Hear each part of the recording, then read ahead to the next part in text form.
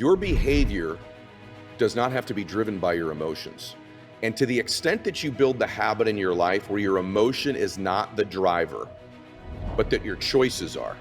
Pretty much in an active life like you and I have, things fall off the rails all the time. I mean, there's always something to be upset about. Am I orienting myself towards the emotions and experiences I do want to experience? Am I choosing as a conscious adult the range in which I want to experience life, not just reacting from acute emotions? I used to think you had to chase these emotions. I thought you had to go get happiness. The pursuit of happiness. One of the most ridiculous, toxic phrases of all time. You do not pursue happiness. You tap into it. It's a matter of whether I access that part of myself. I don't have to chase it. I don't have to pursue it. You chase things. You do not chase emotions. Most terrible decisions are made under heightened emotions. This is a whole world unexplored that is really the heart of living a great life, is your ability to separate your choices and decisions and behaviors from the emotion. If anybody here got better and better of consciously choosing things not driven by their emotion, imagine the difference in their life. You don't need to be slave to your impulses and your emotions all the time. These things can be disconnected. You can feel, sense, honor, realize, be aware of your emotion and not let it be the driver. The most important thing is, I choose.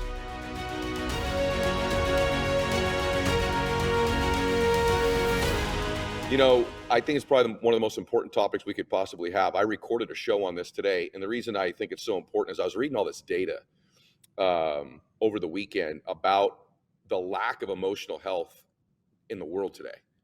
And it's a staggering stat.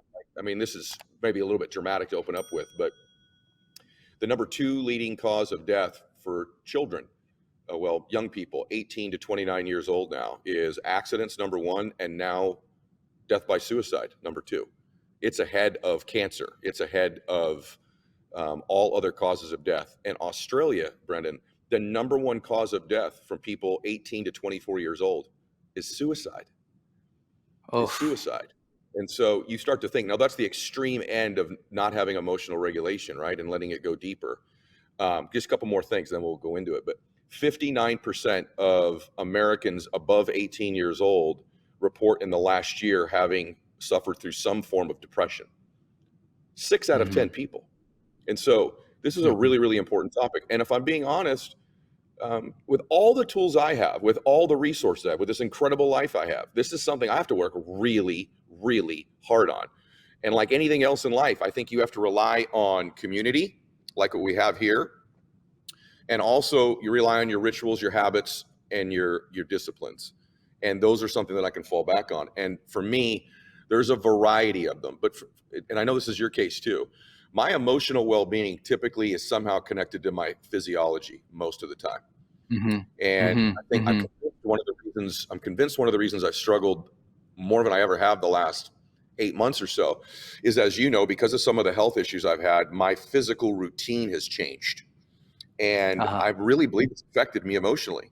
I really do believe that. And so I've had to really dig deeper as to why. I come from trauma in my life. I didn't have a perfect upbringing. And so I had to learn to override those things as I got older. And the biggest thing for me emotionally is, people ask me all the time when my dad was drinking, I feel like I'm laying the negative foundation here first, but I think it's important. People ask me all the time, so people struggle. Well, what was my dad's drinking do to my family? What did it really do? And was it that, he was mean, or he could be violent, or didn't say I loved you enough, and all those things, the stress, all that comes with growing up in a dysfunctional home. But the main thing it did is I worried about my dad when I was a little boy. I worried about him. And that built the habit and pattern of being a worrier. So like my primary question was in my life, what do I need to worry about right now? What should I be worried about right now? And when that's the primary question that you ask yourself, you're wired for emotional pain. So when you step back, the first thing I would say for everybody, and I'll let you talk about this, Brendon, is 1, check your physiology. And I know this is talked about in the industry. Tony Robbins is famous for it, but I mean, like, really check it. Are you elevating your heart rate every day? Are you going on a walk? Are you sweating like you should be sweating? And I'll talk about things I do to do that in a minute too. And then the other thing is really look at the internal questions you're asking yourself. Really look at it. Are you asking yourself what you should be fearful of or worried of? Are you focusing on what you don't have most of the time as opposed to what you do have? If you have the habit of looking for what you're lacking or don't have in your life, no matter what you accumulate, your mind has been trained to still find the things you don't have. And I can tell you, as somebody who's had wonderful physical blessings or financial blessings, there's still lots of things I don't have. And so if you're trained to see the things in your life that you lack, you will find them, because there's always going to be more of those than the things you do have. And now if you're in scarcity all the time and worried about what you don't have and thinking about what you don't have, even though part of it's made me and you successful, is wanting to achieve, wanting to climb, wanting to acquire. But if you've wired yourself to where you look for what you don't have most of the time, you're going to find it all the time. And when you're focused on what you lack, you can't be in a great emotional state most of the time. So I had to teach myself, no matter what's going on, to focus on what I do have.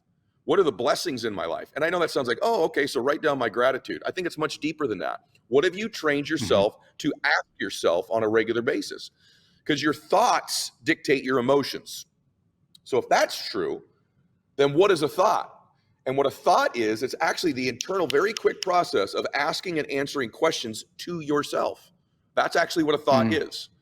And so for me, I had to take a hold of the questions I asked myself. And it's easy to get up once in the morning and go, okay, what am I grateful for? Who am I grateful for? Who do I love? Who loves me? And you do that for 4 minutes in the morning. That's great. But if your pattern the rest of the day, 9 million other times, is to ask yourself a different question, then what you did is you gave yourself the gift of 4 minutes of bliss and 23 hours and 56 minutes of something other than bliss. And so I've trained myself to perpetually and regularly ask myself questions that bring me joy and bliss, because I know that question leads to an answer, and that answer is going to give me some form of an emotion. And so that's where it starts for me, is the questions that I ask myself habitually. And when I change the questions, I change the emotion.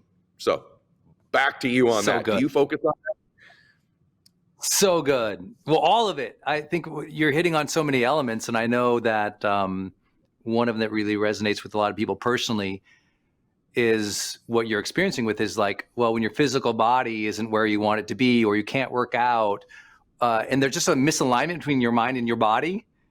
Yes. And you can really sense that. That feels like a lot of turbulence. That feels like dis-ease. That feels like a dissatisfaction from what you want to experience. And so much about emotional freedom is learning to see, where are you dissatisfied with what you want to experience, and how are you dealing with that?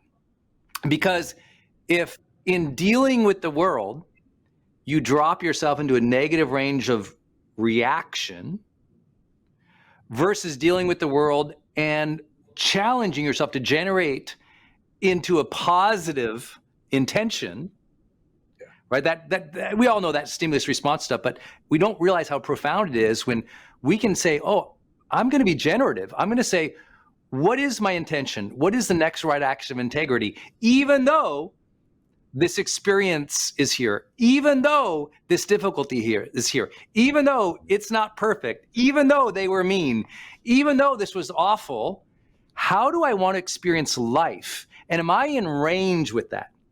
I ask myself that all the time, Ed. I'm like, you were asking about questions. You talked about questions. One of the questions I always ask myself, am I in range? And what I mean that is, I want to be in a positive range of emotion throughout the day. Not perfect, not on a dot of perfection, but I can tell if I'm in a negative range of emotion and mood and feeling throughout the day, or if it's more towards positive.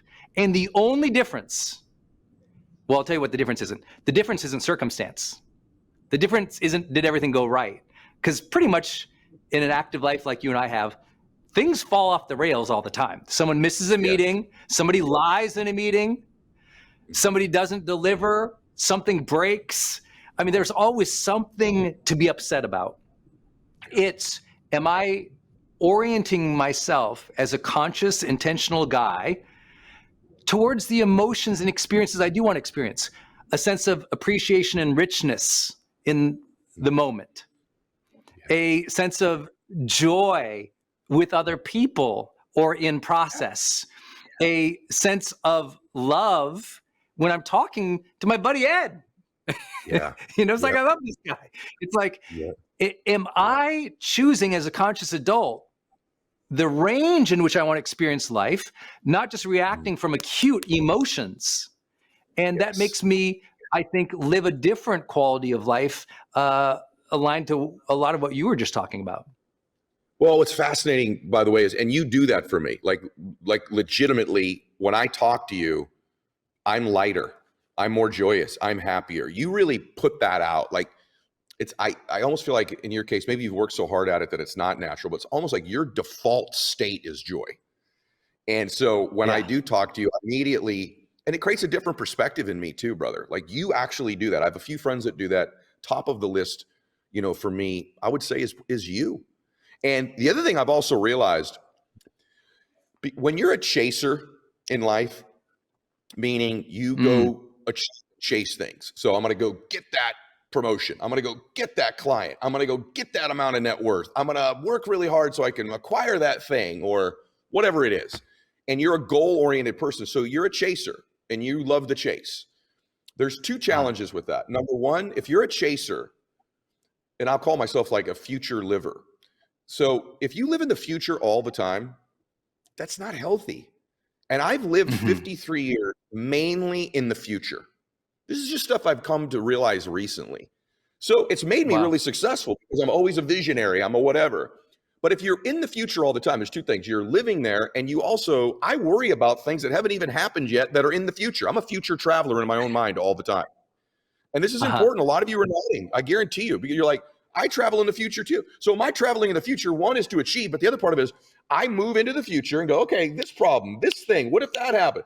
And I live there all the time. And even if what I think is going to go wrong goes wrong, which I'm incorrect about 97% of the time, meaning only about 3% of the things I actually future travel and worry about ever actually happened, right? But even if they did, here's what's crazy about it. And it's like 3% of the time. Even if they did, I now suffered through it 46 times in the future and once when it actually happened. As opposed to, this is really important, as opposed to just suffering when it happens. That's what's so crazy about worrying about things in the future. They're probably not going to happen. And if they do, you've suffered more times than you need to because it happened, then you got to suffer then. And so finally, it's true. And I finally woke up to that going, hey, that did happen. And instead of me suffering the one time it happened, I've suffered through this like 47 times, which is crazy. So I changed it. And here's the other thing, bro. I used to think you had to chase these emotions. I thought you had to go get happiness. You had to go get joy, meaning it's outside of me somehow and I go get it. The pursuit of happiness, one of the most ridiculous, toxic phrases of all time. You do not pursue happiness. You do not pursue it. You tap into it, which already exists within you. And so I finally figured out bliss is within me. Happiness is within me. Joy is within me. It's a matter of whether I access that part of myself. I don't have to go get it. I don't have to chase it. I don't have to pursue it. You chase things. You do not chase emotions. You pursue things or people. You do not pursue emotions. They're all right here. I can tap into peace in an instant. I can tap into joy in an instant. It's right here. I don't have to go get it. And I also don't have to go earn it. You earn money. You earn things. You earn trust. You do not earn an emotion. And so that I give myself tapping into what already exists. And then I'll come up for air. But one other thing regarding that too is once you experience that, and what we all have, by the way, I'm curious from you too. I've had people tell me that ironically, in the most scary moments of their life, they were completely calm and they can't even explain it. Like, for example, I have friends of mine like yourself, I'd like to hear your perspective, that have been in these catastrophic car accidents. And I've always thought, well, if I got into one of those, I'd be like, oh my God. And many people have told me, I actually was incredibly calm. I can't even explain to you why I was so calm. And so there's this deep part of us that when we really need to, we can tap into equanimity. Even under the most stress duress ever, we experience some of the greatest peace we've ever had in our lives, some of the greatest calm we've ever had in our lives. And so that proves to you it's not circumstantial. It certainly isn't external. It's something that you can tap into. The key thing is not to wait until an emergency where you need to stay calm in a car accident or someone's attempting to harm you, but that you can tap into that state at will. I'm curious, when you were in the accident, did that happen to you? Did you feel a sense of calm, or was it, or were you in a chaotic mode when it happened? I think there was, for me personally, the first couple of seconds was terror, just like realizing it's going to happen. So that you brace, and that brace is fear. It's like, oh my God. Yep. Right. I remember you telling me that. Yeah. And then what happened though, as the car started skidding sideways and going off road, and it was like inevitable what was going to happen.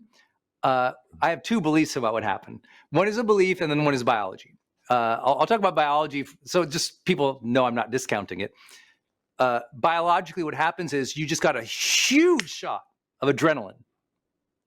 And what we know is when you have a huge shot of adrenaline, the body actually and the mind processes way faster. And as your mind and body process faster because you're on adrenaline, things seem to slow down. Right? Talk to a great soccer player on goal that was really important. They knew it was important. As they're literally kicking to score the goal, they will tell you it was like slow motion, man, because the moment was important, but adrenaline was there. When humans get adrenaline, it's like things slow down. It's funny because you process faster. Adrenaline makes you process faster. So I'm processing faster. I'm in an accident. It's important. And time slows down. So the slow motion thing happens. And it feels like almost calming, like you're watching the train go by. You know what I mean? So biologically, the adrenaline, the cortisol does help that actually happen in car accidents. So it's a very common thing. I also believe that, grace in some way entered the car. I have a spiritual belief. So for those who are like, oh, I don't believe in God, well, then call it adrenaline, dude. But I also believe there was something spiritual happening there, an opening that was happening there. Something important was happening. And so it did calm me down, especially, the car flipped off. I hit my head, and it seemed like the slow motion thing was going a little bit more. Again, biology, people say, well, he hit his head. I'm like, yeah, but there's something else was happening because I was seeing these images and these scenes that I hit my head all the time. Dude, I get up at night and I knock my head on the wall all the time. I don't see scenes of these beautiful moments of my life. It happened then. That's why I think it was something different. Something special was happening for me, and a calmness happened for me that was beautiful. I saw these beautiful scenes in my life when I was surrounded by people I love. And trust me, I've knocked my head around a lot in life. That never happened except right there. So I think something beautiful was happening in that moment. And because of all that happening, and when I was able to pull myself from this car and free myself from the car afterwards, and I was bleeding out and I thought I was going to die, I asked a question, kind of like you said earlier, you asked questions. I asked a question of, did I matter? And I never even thought about that question before. Do I matter? Did I make a difference? Did I do something with my life? I never questioned that before. So all these things happened in the car accident, and the net effect for me became, I want to live a good life. I want to live, I want to love, I want to matter. I want to have a good quality of life, but I didn't know how. So I started studying personal development and psychology, and all of those trainings taught me one thing. You can change your emotions, you can shift your feelings, you can improve your mood, you can feel better, but you have to consciously decide to do that and to set up the practices in your life that create that condition. And I know you've done the same thing. That's why we're here today. Hey guys, I want to talk to you about Shopify. Look, when I started the show, the furthest thing from my mind was doing online business, and now I can't imagine my life without it. So I love Shopify because they're a global commerce platform that helps you sell at every stage of your business. So whether you're in the startup phase where you're just launching your online store, or you're at that really big business where you're like, hey, we just hit $1 million in order stage, Shopify is there to help you grow. They've helped me through every single stage. I wouldn't even know what to do without them. So whether you're selling shipping supplies or promoting productivity programs, Shopify helps you everywhere, from their all-in-one e-commerce platform to their in-person POS system. Wherever and whatever you're selling, Shopify's got you covered big time. They help turn browsers into buyers. They convert their checkouts 36% better than all the leading competitors. And I've used them for everything I do online. So every single thing you see that I market online, Shopify is somehow involved. I wouldn't even know what to do without them. Sign up for a $1 per month trial period at shopify.com/Mylett, all lowercase. Go to shopify.com/Mylett now to grow your business no matter what stage you're in. Shopify.com/Mylett. Yeah, and it's interesting. I'm thinking as you're talking, like things that have worked for me recently. And this isn't just a guy thing, but I know it's definitely a guy thing, but it's a people who lift weights thing. So when I said earlier that being physical and changing my physiology has, made a huge impact on my emotional well-being, my mental well-being, all of that. There's another thing that I realized, and that my form of physicality, a lot of you will relate to this, was weightlifting. And it does a great thing of creating all the different things, the serotonin in my brain and dopamine and even adrenaline is pumping through there. And but something far deeper happens to me now when I treat myself physically. So just remember this, at least for me, physically working out is a big deal, and it does change my emotional well-being, but that is still sort of beating yourself up a little bit. Literally, not just metaphorically. And so really building muscle or lifting weights is breaking something down and letting it heal. So that's a good thing for a temporary state. But what I found is if I'm doing something physical, and I mean, this sounds strange coming from me, but I need to share it, where I'm more gentle with myself and kind to myself, my emotional well-being goes through the roof. And let me tell you exactly what I mean by that. For me, if I stretch, there's something very personal with you when you're stretching that's different than lifting weights. Lifting weights is an aggressive move, right? For the most part. And it's you and this weight, and there's the connection to the weight. But when you're stretching, it's you and your body only. And so whether it's yoga or stretching or some form of that, to tell you, it's been transformative for my emotional state, because there's a connection with my body I don't have when I lift weights. I'm also not breaking myself down to build myself back up. What I'm doing is being gentle and kind with myself. And I feel like an instantaneous connection with my body and a centering and a presence, more importantly, that I don't always have when I'm lifting weights with loud music on and these other things. So that's been really huge for me. The other thing is, Did you when you can afford recently? Yeah, and you know that. I mean, I've told you that I had to by necessity, because I can't lift the weights that I once lifted, at least not right now. But I as I've gotten older, I've had a lot of people tell me, hey, make sure you're stretching, make sure you do yoga. Well, about every year, this will give people hope too. Probably every year for the last 6 years, I've had start some sort of yoga practice on my annual goal list. And I'm pretty good. I hit most all of my goals. I hit a lot of my goals. I don't hit all of them. That's not true. But I hit a good percentage of my goals. This is just something I've rolled onto my list 6 years in a row. And so last year, I went, we have to attach a reason to it. We have to attach an immediate massive action to it. And I actually went to a certain form of yoga and started to take it.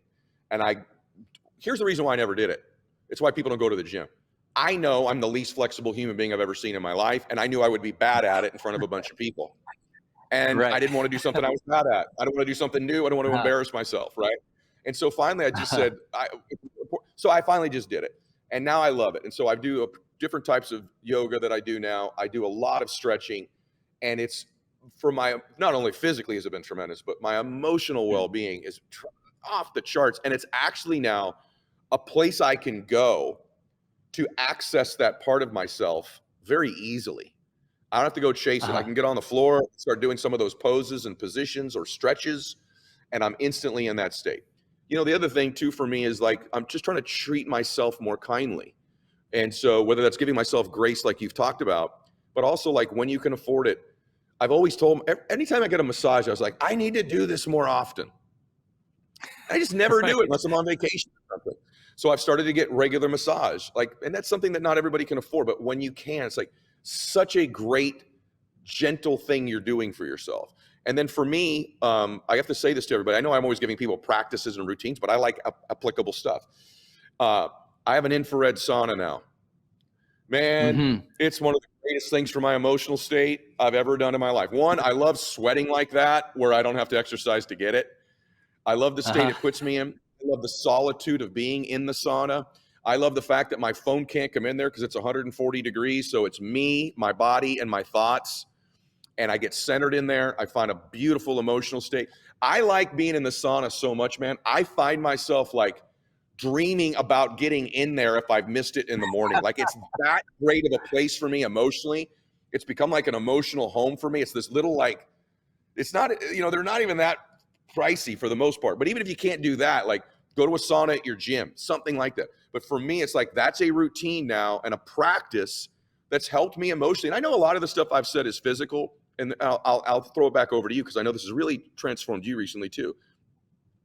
Man, when I'm praying, when I'm in prayer, I tap into the most beautiful parts of myself, which is my soul and my spirit. Yeah. And I can't be in prayer and feel stress. You know, it's very difficult for me to access these other emotions. And let me say one thing about emotions too. I don't think there are good or bad emotions. I just think there are emotions. I don't think you have to label them as bad or good. They're just an emotion. And sometimes feeling a little melancholy on a rainy day, it's not so bad. I actually almost enjoy the melancholy on a rainy day and reflecting on that state. And then when I come out of it feeling even better, if I was in bliss and joy 24/7, you know, I don't know that I would appreciate it when I find it and when I tap into it. And so I don't have to be good or bad states. But for you, I do know prayer life, you know, I'm not trying to be overly personal, but we're very close. Like, that's become a centering part of your life. I mean, it always has been, but so much more, I think, the last few years. True? For sure. For sure. It's been a part of my life. I felt like I've done so much in the other areas. I condition my body all day long. I condition my breath all day long. I take moments of peace. I stretch 3 times a day because I have a bad back, so I have to. I've been doing that for 20 years. Like, I do all the things, but I felt like I was lacking the consistent connection with the divine that I wanted. And I did what a lot of people do with their emotions in my spirituality. A lot of people in the emotions, they go, oh, well, I either have it or I don't. But emotions, feelings, and moods are generative. We can generate them. I believe we can generate a stronger connection with the divine. And I was like, you know what? I feel it, but it kind of feels like lucky when it happens. I feel like, oh, wow, God really blessed me there, or I'm so grateful, or it's Sunday, I'm at church. But it felt like a once in a while connection, almost like a bad Wi-Fi connection. It's there, but it's not powerful and streaming. I was like, I want powerful streaming. I want, you know, very strong Wi-Fi to God. And I didn't have it. And I realized, hey, I'm the one not plugging in.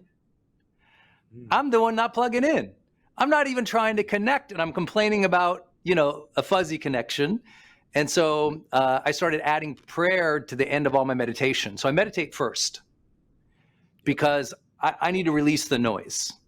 And for me, I practice the release meditation technique. So my goal is to release the tension in my body and then to release my thoughts. And then I find myself, by doing that, being in a better, centered, silent, peaceful place. And then I tap in. And that's when I then pray. And I feel like it's a cleaner connection, if that makes sense. And but only recently, I would say maybe 3 years ago, that became much a bigger priority, because I just sensed that that connection had gone a little fuzzy, and inspired by you. Yeah, it's really inspired by you and Furtick. I would say were just too big. I was like, wow, these two men I admire a lot. I love how they teach. I love who they are. And they got a stronger connection than me. I want to explore that, and I'm glad I did. Brendon, what a wonderful way to describe it. And I relate to what you just said. I've had better Wi-Fi connections. I've had high speed in my life, and I've had some of the the dial-up sessions too. I know exactly what you're talking about. I think a thing that's important too to say is, I think know thyself. So I'm with you. I have to usually meditate and just sort of empty my mind and get centered and release. And then my Wi-Fi connection is much stronger too. And by the way, I also just love the fact you have two dudes here who both meditate and pray, and that we merge both those worlds because we both do stretch. But I mean that we do, but we navigate the world of, energy and transfer of energy and believe in that. And at the same time are prayerful men. And so you can be in both worlds. Yeah. The other thing I think is to know thyself. And what I mean by that too is I got to know me the last 53 years. And when I ask myself, are there even times of day where I'm tapping into the emotions I would like to experience more or less?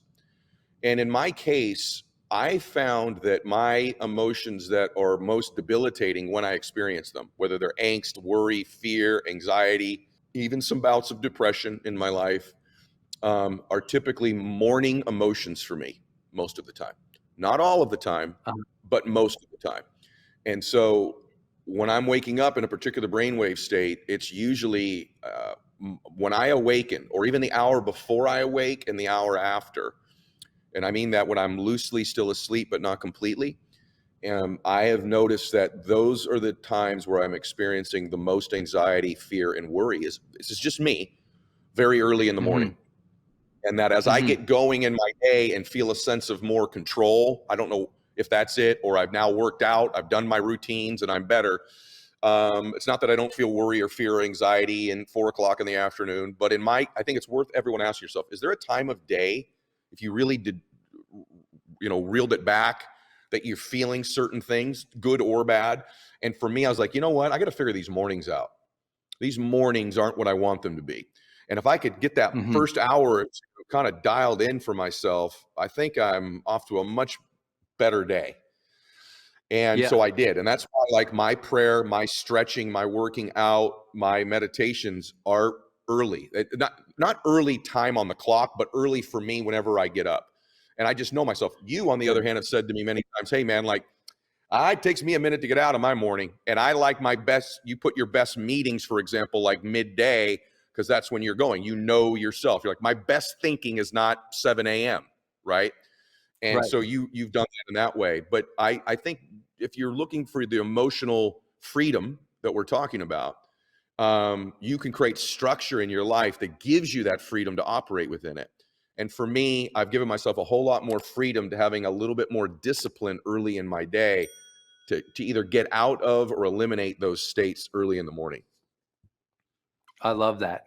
I love that. I was talking earlier today about kind of a triangle of emotional freedom where, the base of it is your body and your body and your breath, utilizing that to put yourself in a good place, which you teach better than anyone else. Then another part of that triangle is questioning your role. When you have an emotion, and emotions are acute, they're usually automatic, they're reactive, they're physicalized, but they're also really short, kind of comes and goes. Feelings stay longer, moods stay longer than that.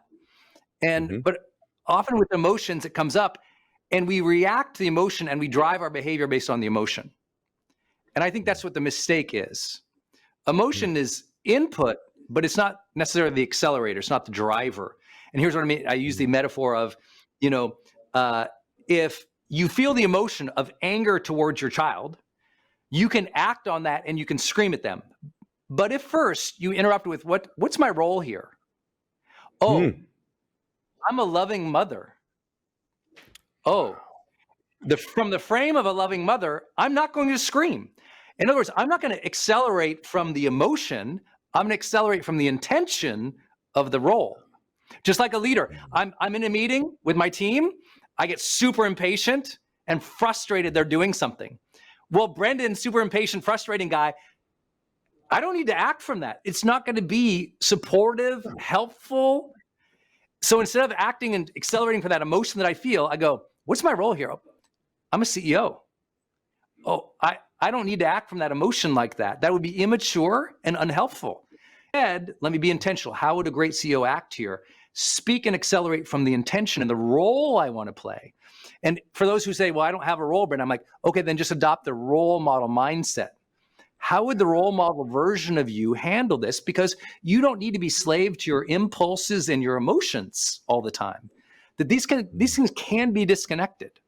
You can feel, sense, honor, realize, be aware of your emotion and not let it be the driver. You can instead say, oh, I can sense the emotion. I can detach from it if it's not helpful. I can debate it if I want to do a little cognitive behavioral therapy on myself. And I can choose to let it drive or not. But the most important thing is I choose.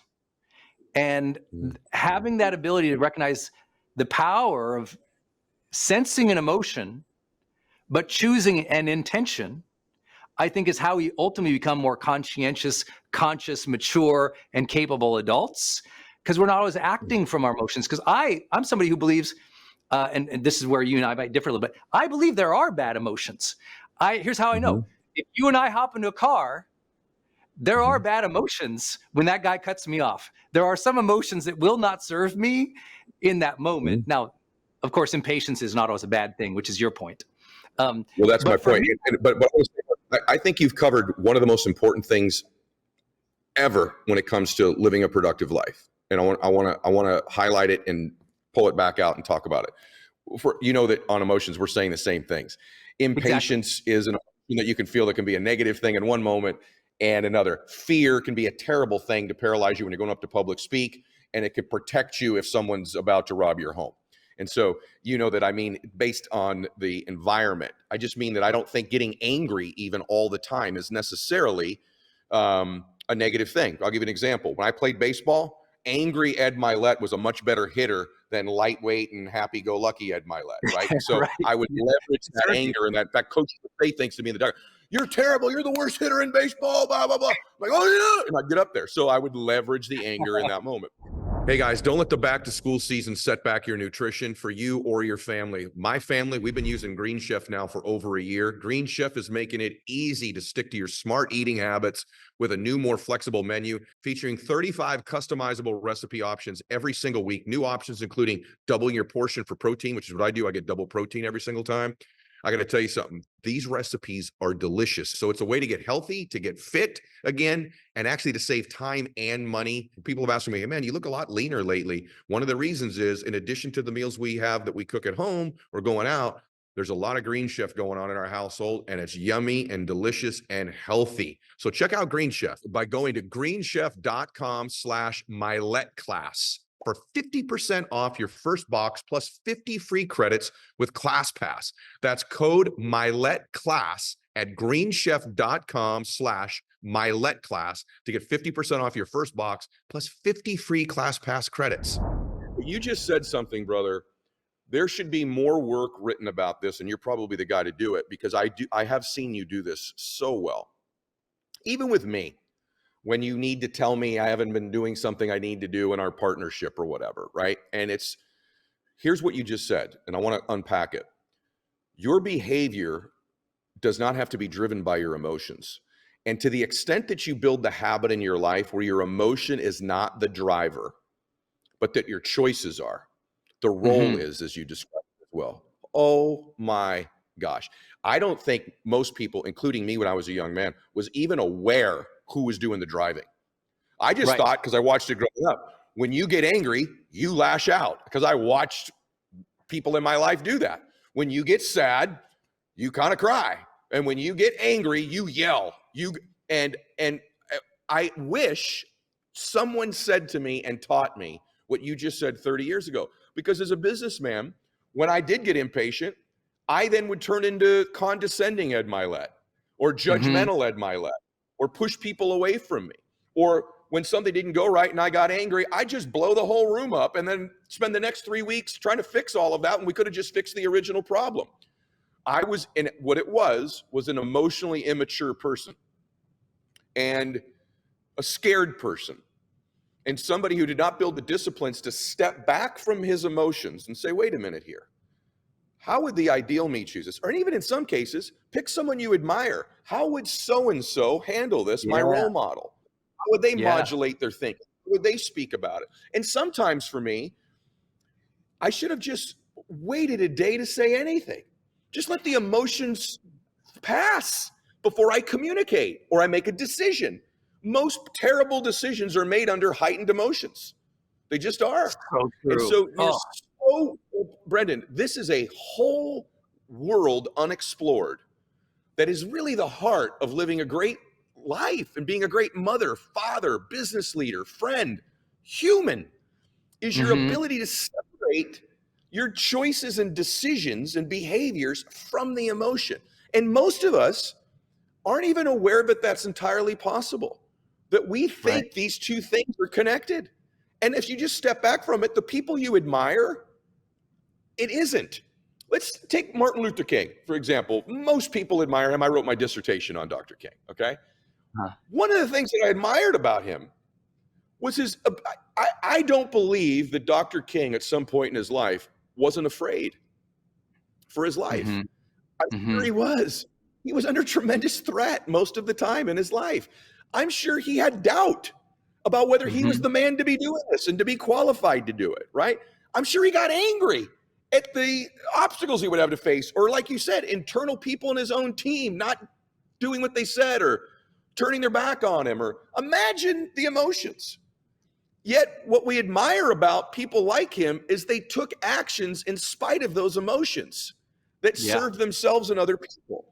And so my mother, when my dad was drinking, I have to imagine now as a grown man, and her husband was gone for a day or two, and she was a homemaker. She's got 4 children at home, probably terrified of what's he doing? Is he going to get hurt? Is he coming back? How are we going to eat? And to know that those tremendous emotions my mother must have been experiencing of sadness and worry and fear and regret, probably, that she was in that situation, and terrible anxiety and probably anger. And for her to separate from those emotions and that night do my homework with me and love me and make dinner and put us to bed. And I never felt that. She saved me. She protected me. So what do I admire about that? It was her ability to not be ruled by her emotions. And when I've made the biggest mistakes in my life, I've been ruled by my emotions. And so it's the beginning to build the habit, even the awareness of who's driving right now. Is it my mind, my role, my soul, my spirit, my values? Or is it this emotional person who I don't even know that person? I don't even believe everything they think. You know, you've hit on something so profound, brother, so huge, and something I wish I'd have heard earlier in my life. And to this day, something, man, if I got better, and if you got better and better at that, if anybody here got better and better of consciously choosing things, not driven by their emotion, imagine the difference in their life, right? Now, there are circumstances where the emotion of how much I love somebody compels me to want to take action for them. That's beautiful. But you guys know exactly what I'm talking about when I say it. And so many of us, we are ruled by our emotions. We don't have emotional freedom. We live in emotional bondage, which is the complete opposite of it. It's not consciously choosing our actions and our thoughts because of these emotions. Bro, you're onto something gargantuan right there. And I think you are a great example of someone who lives a good percentage of your time. Nobody does it all the time, of choosing actions in spite of your emotions. You're excellent at that. Yeah, I just recognize that emotions they're going to happen. You know, they come up. And good ones and bad ones. And they don't all have to be expressed or justified or accelerated. And instead, what's going to be accelerated is what do I want to experience today? What do I want to contribute or give? I had a buddy of mine, you love this. We were on the golf course once, and I know you're a great golfer. So this is, for me, it's like 3 years ago. I am a golfer. I am not a great golfer, but go ahead. My last round was like 3 years ago. So anyway, but he said, he goes, oh, here's how you gauge a man's maturity.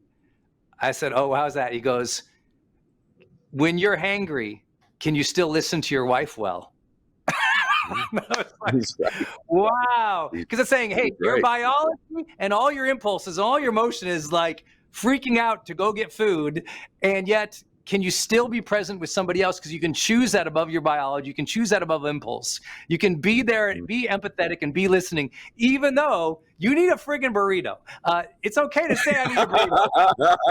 It's okay to say I need a burrito, but can you still, like, I just feel like there's that sense, there's a reason we admire, monks or high-level athletes who can deal with the stressors at the time, but find their flow and their power, even almost despite it. I was going to ask you this today. Actually, it was my journaling session this morning. I was like, make sure to ask Ed, because you work with people under what I would call very acute turmoil, like emotions, like people in the MMA and fighters. Yep.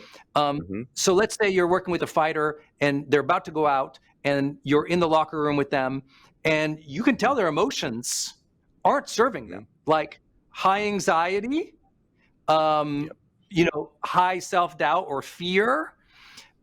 They seem kind of just razzled.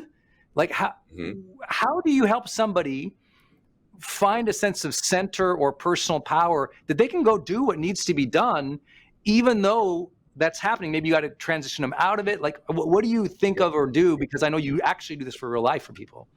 Well, by the way, so do you. So I just want to make sure people know that. And so it's the proactive work you've already done. And this is such a great question, because we can set ourselves up to trigger emotions that we want. And so you know what I'm going to say here. There's two things we do. One is we work on triggers prior. So they've got triggers and anchors that when they're in favorable emotional states, we take advantage of them when we deposit into an account. So when they're in a state of great focus, great drive, great zone, we'll trigger it with some sort of a physical move. We will deposit it. We will anchor it to a physical move. It can be a word, like sometimes, or a phrase, like it could be earn this or my time. Depends on what that thing is, but it'll be something relevant that they believe. And so when they're in preparation, and by the way, you're always in preparation in your life. So a lot of you, when you're experiencing bliss or joy or ecstasy or whatever it is, you should take advantage of that and anchor it. And anchor it. Just give yourself the gift of a second of it. It could be a physical move you make, snapping of your fingers, tugging on your ear, a word you say. That's why when you listen to a song, it can take you back to that immediate emotion in just a second. I was on an airplane this week, and I've got all these speeches coming up, and I'm listening to all this worship music, which I love, and it was getting me in this great state. And the worship music, Brendon, was giving me all these ideas of things I would write about and speak about. And then I'm like, going into the delivery part, to your point of when I'm going to be on stage. Well, I walk out on stage to the song Thunderstruck by AC/DC. I've been doing it for 20 years. There's a lot of reasons for it, but that's just my walkout song. But right now, it's a big reason is that song triggers laser focus for me. That starts playing, bam, I'm anchored. Like right now, like this would be a good time to be. And so I have worked with them on triggers. Why am I saying this to you? You all should start to create a few triggers in the states of emotion you want. Focus, bliss, prayer. That's why I pray on my knees every night. The reason is reminds me that I'm small, but actually being on my knees is a reference or a trigger physically that creates a state within me of hundreds of other times where I've had beautiful prayer states and I'm in a beautiful state. So physically being in the position where I'm on my knees, usually next to my bed, my elbows on the bed, and I pray that way. So it's not just that I'm being small or that I was raised Catholic. It's none of those things. It's those things, but it's a trigger for me that I'm in that state. So we do triggers. The other thing we do, and I know you're the best at this, is we regulate their breathing. If you're in out of control emotion, your breathing is typically impacted by it. And if we can get you breathing the correct way, almost immediately, your neurochemistry, your neurobiochemistry, your neurology, whatever you want to call it, becomes in a state that serves you. And so we have a physical trigger that we will use, or a verbal auditory trigger. It can also be a picture of something if you wanted it to be. For most people, it's physical or it is auditory, and it just creates that state. And that's like, there's this great movie with Kevin Costner back in the day. He's a baseball pitcher. I think it's called For the Love of the Game. I'm not entirely sure if I'm right. But when he's on the mound pitching, he says something, I'll mess it up. Everybody, please don't be mad at me. But he says something like, clear the mechanism. That's what he says. It's something, right? And that immediately they show him, and he goes into this tunnel vision, right? And that's his trigger. You'll watch athletes get in the batter's box, tap the plate 2 times, bring their bat back. Nomar Garciaparra, this player, had this crazy routine with his batting gloves he would do over and over again and then get into the batter's box. Golfers, it'll be something they do with their putter. They'll take 2 practice strokes, step in, left hand, right hand, grip, go, right? And or they'll have a breathing technique. A lot of golfers, we use a technique called tick tock, and that just keeps them in some sort of a rhythmic flow back and forth through their putter, depending on the putter, how long they take the putter back and how far through. So it's breathing and triggers is typically the way that I would center somebody, and you must do that as well. You're the best at breathing. Is there a particular way you recommend somebody breathe to get themselves into a zone state or a calm state or a blissful state, or is it? I think it's probably different breathing techniques depending on the state. Yeah, definitely. What do they need to go do? What do they need to go do? So whatever the breathing state needs to be in the activity they're about to go do, that's where we want them to get it to be. So if it's golf, it's a slower one. It's a breathing technique where it's with the tick and with the talk. So it's rhythmic, right? With somebody who has to do something more aggressive, like I work with a lot of sprinters, which is funny because I would fall if I ran next to them. But with the sprinter, it's very different. It's much more, it's like very fast. It's like they're speeding it up. They're trying to get themselves in that motion, right? So it just depends on what they're trying to get into an ideal state. I think often for a lot of people, they think it's a lot about breath. I actually think it's so much more about body opening now as I've matured in my own coaching with people. I work with a sprinter, it just comes to mind. He taught me this thing. He was back, we were in the locker room at an Olympic challenge. And I'm trying not to describe who this person is, but let me just say what he taught me. He taught me this. It was amazing. This is not mine, guys. He was feeling anxiety. He said, watch this. I asked, we were talking about it. I said, what are you going to do about it? He goes up to this wall. He puts both hands on the wall and he kind of leaned into the wall, pushed really hard. And then he lifted his leg and he crossed his legs to touch his other elbow. And he was just, and he just did this and he was breathing rhythmically for like 2.5 minutes. That's all he was doing. And he told me he did it because he was wanting to cross his physical body, which he believed activated his cerebellum in his brain, which calms you down. And he also felt like it opened up his body because we get tight. And so a lot of people, they're very tight, but they're breathing. And you're like, really? Yeah. How about you stretch and breathe? I think it's an opening of the body into a point of more expression and elongation that is just as important. I know we are hyper focused in breathing at this moment in our society, but I think it's also an opening, elongation, and crossing that people find even more comfort or more activation. Just my thought. Wow, Brendon, so good. I think the biggest overriding thing here is to know that you can have some freedom with this, and that if it's something that you're intentional about, you'll get better at it. And instead of living unconsciously, you live consciously. You live with intention about it. And I'm a pretty good example of that, of somebody who lived really unconsciously for many, many years of my life. And, you know, I'm a goal-oriented person, just like almost everybody listening to this. And it's amazing that we have all these goals of things we want to do or accumulate or acquire. But we really don't want the jet. We want how we think the jet will make us feel. You know, that's right. You don't even really want the house. You want how you think the house will make you. You don't even necessarily all the time want to contribute. You want to contribute because of how it'll make you feel about yourself. Now, you want to, you know what I mean, though. There's an element to contribution that we feel good about ourselves. And so what we're actually really seeking on these goal lists are emotions. We just write them down as things, accumulations, and stuff. So wouldn't it be interesting, and I have a theory about this in The Power of One More, wouldn't it be interesting, and it's okay, to write out some goals of the emotions you would like to experience more of? And you'll find, here's what you'll find. I'll give you a secret, everybody. The more you live in those emotions, the easier it is to get those things, not the other way around. And so for the most part in our lives, we write down the stuff we got to do or accumulate because we think it'll make us feel a particular way.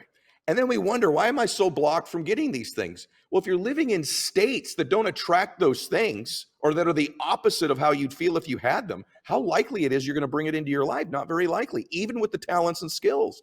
But if you're living in those states, the accumulation of the things that people that are in those states regularly have will find their way to you oftentimes. And so one thing that you might consider, everybody, is actually having some goals, emotional goals. And also knowing you don't have to go get them. They're within you right now. But the more you begin to live consciously, live intentionally, have some outcomes about it. I can tell you all very specifically, several years back, I had a goal in my family. We have love in our family, right? We've made great memories. We're grateful. We're really grateful for all the blessings.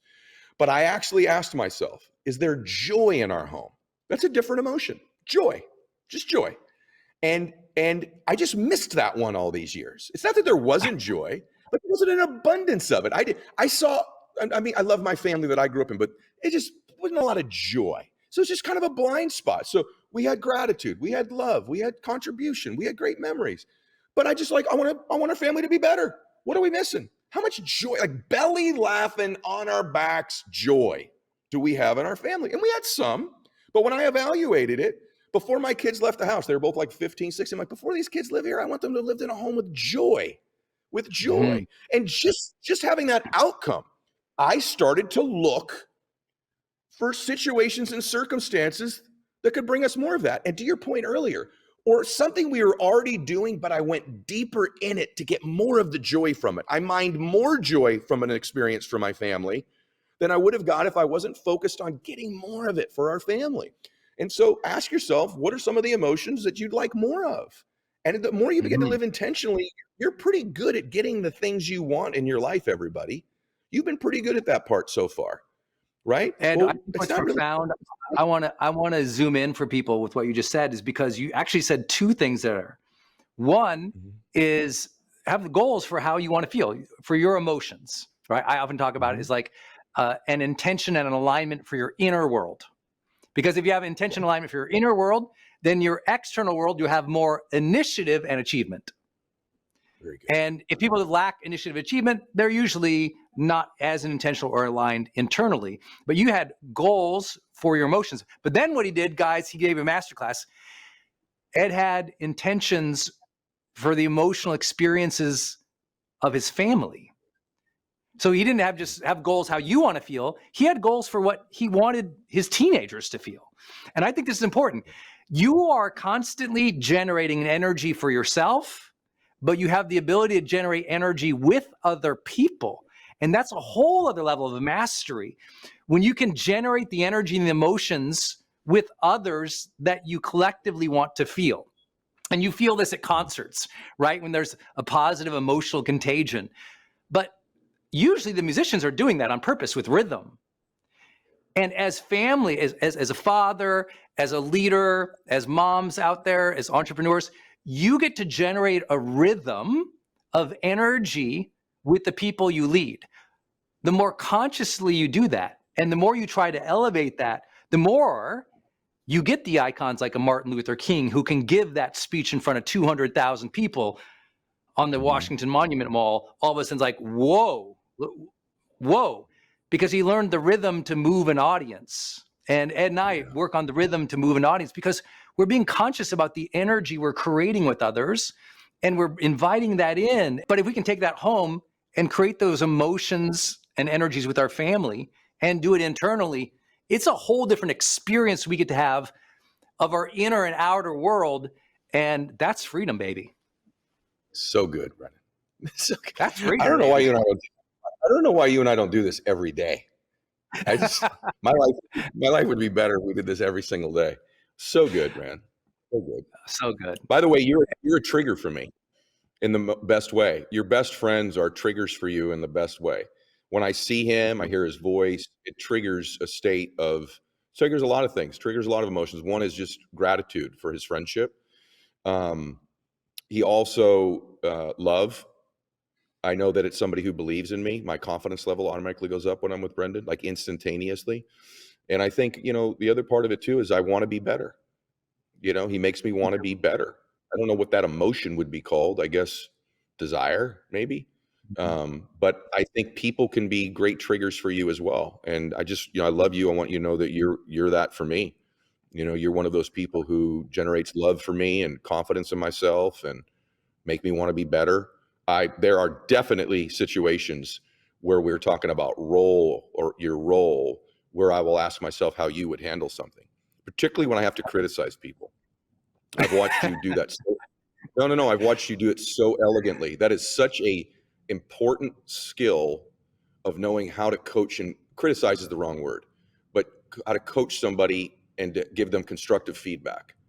And you do that so elegantly where, someone feels your rebuke a little bit like, hey, this needs to get better, but they don't feel judgment from you. They don't feel judged. And you're, of the many, many things you're great at as a leader, you're very, very, very skilled at being able to deliver difficult news or constructive criticism, amongst all the other things. So I often think, how would Brendon handle this? And I just want you to know that. I mean that as a real compliment to you, and a true one. Thank you. It's funny. I feel like the same is for you. You lock me into a sense of wisdom. When I hear you talk or I hear you teach, it's coming from a place of wisdom. Like, those miles have been run. This was the hard distinction.